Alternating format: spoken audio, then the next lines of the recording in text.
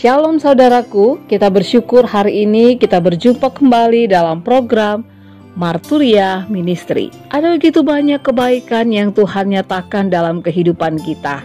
Kasih setia Tuhan yang senantiasa melimpah bagi kita. Karena itu di tengah-tengah kebaikan dan kemurahan yang kita alami dari waktu ke waktu, ketika Bapak Ibu Saudara yang kekasih mengalami pertambahan usia, khususnya di hari ini pada tanggal 26 Mei, mari bersama kita menyatakan wujud syukur kita kepada Allah. Teristimewa bagi saudara-saudara kekasih kita yang boleh mengalami pertambahan usia, baik itu Saudara Oscar Exaudi Megaranto Hareva, Ibu Ponium dari Pospelkes Y Handop, dan bagi keluarga Bapak Karel Salmon Lopis dan Ibu Titi Setiawati Ilyas yang boleh merayakan pertambahan usia perkawinan. Kiranya Tuhan Yesus memberkati dan menyempurnakan sukacita Bapak Ibu Saudara sekalian. Hari ini firman Tuhan akan menyapa kita kembali. Sebelum kita membaca, mari kita berdoa. Bapa di surga, terima kasih karena firman-Mu selalu menyapa kehidupan kami. Tuntunlah kami dengan Roh Kudus-Mu agar kami dapat memahami dan memaknai firman Tuhan dalam hidup beriman kami. Di dalam nama Tuhan Yesus kami berdoa. Amin. Pembacaan Alkitab kita pada hari ini terambil dari kitab Kisah Para Rasul pasal 3 ayatnya yang pertama hingga ayatnya yang ke-10 yang menyatakan, pada suatu hari menjelang waktu sembahyang, yaitu pukul 3 petang, naiklah Petrus dan Yohanes ke bait Allah. Di situ ada seorang laki-laki yang lumpuh sejak lahirnya sehingga ia harus diusung. Tiap-tiap hari orang itu diletakkan dekat pintu gerbang bait Allah yang bernama Gerbang Indah untuk meminta sedekah kepada orang yang masuk ke dalam bait Allah.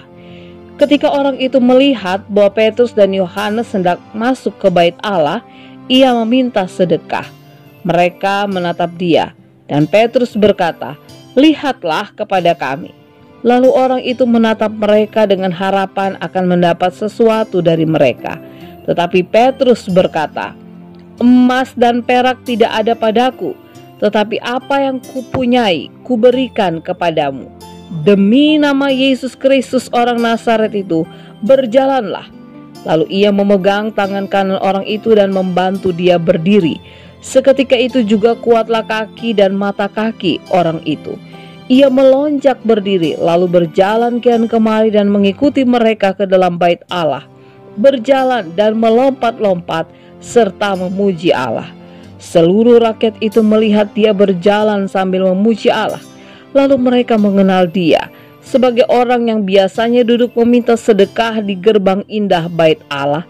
Sehingga mereka takjub dan tercengang tentang apa yang telah terjadi padanya. Demikianlah pembacaan Alkitab.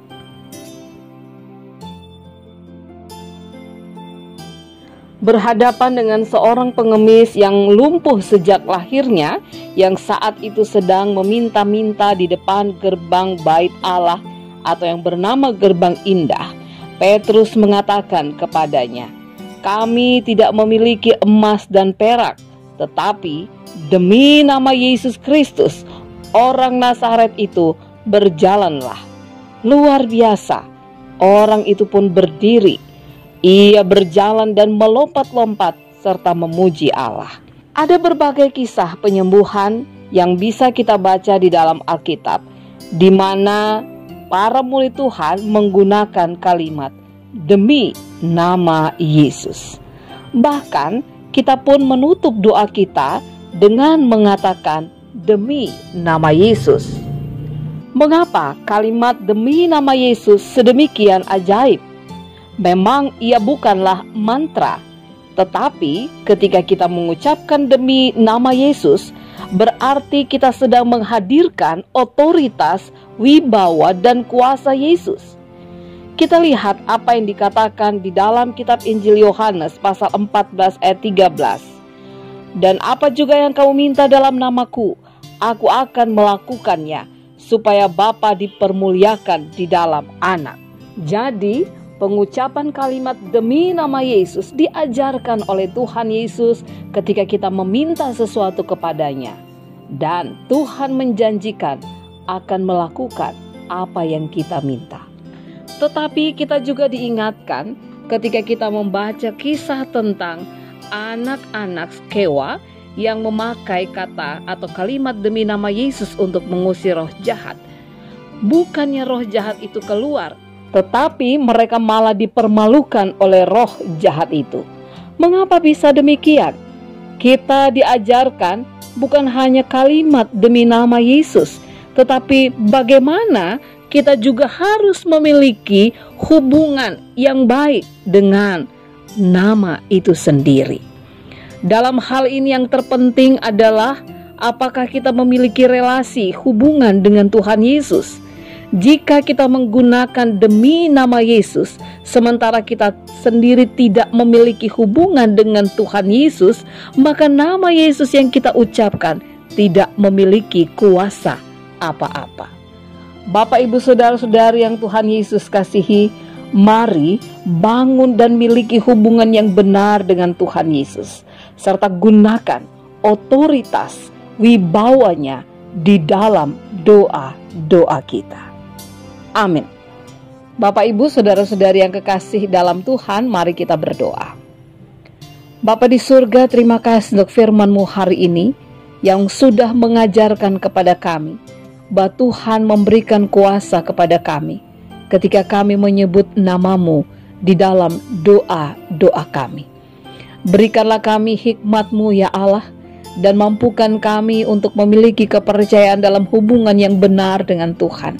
Sehingga ketika kami mengatakan kalimat yang Tuhan ajarkan demi nama Yesus dalam doa kami, maka benar-benar kami bisa menghadirkan wibawa dan otoritas Allah di dalam doa kami. Inilah kami yang berseru, ya Tuhan, demi nama Yesus kami berdoa. Amin. Selamat beraktivitas Bapak Ibu, selamat mempersiapkan diri untuk beribadah di ibadah keluarga di hari Rabu pada malam hari ini di channel GPIB Marturia Lampung. Tuhan Yesus memberkati.